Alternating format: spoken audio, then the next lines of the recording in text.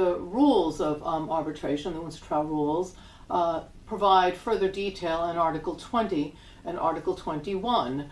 And as I mentioned earlier, the notice of arbitration or request for arbitration may be treated by the claimant as a statement of claim.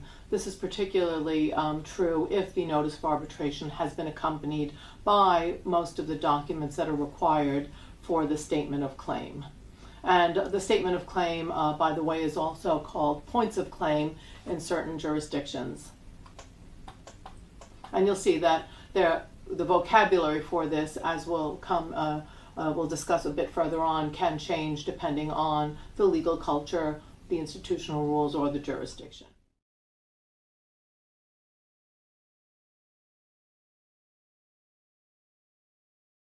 The parties are free to agree on any criteria that you think is necessary.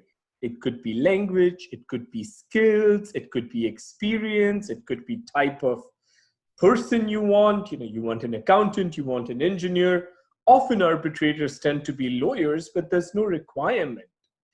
So you can spell out your requirements that you want in the contract, but from a perspective of challenging your arbitrators, there are two universally accepted criteria, and that is the criteria on independence and impartiality.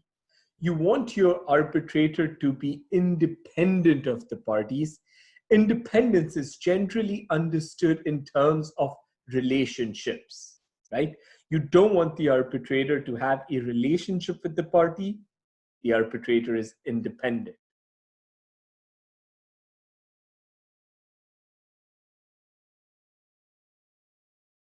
The remedy of setting aside arbitral awards before the appropriate courts would be found in the national arbitration law of the seat of arbitration.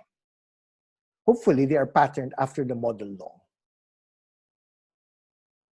But note that in some jurisdictions, parties may, by express agreement, exclude the right to challenge the award before the courts. Also, parties may lose the right to challenge the award on specified reasons by failing to raise these reasons during arbitration. The grounds for challenge may vary from country to country or from state to state within a particular country.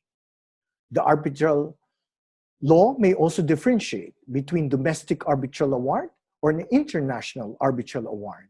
So one has to consult with appropriate national arbitration law.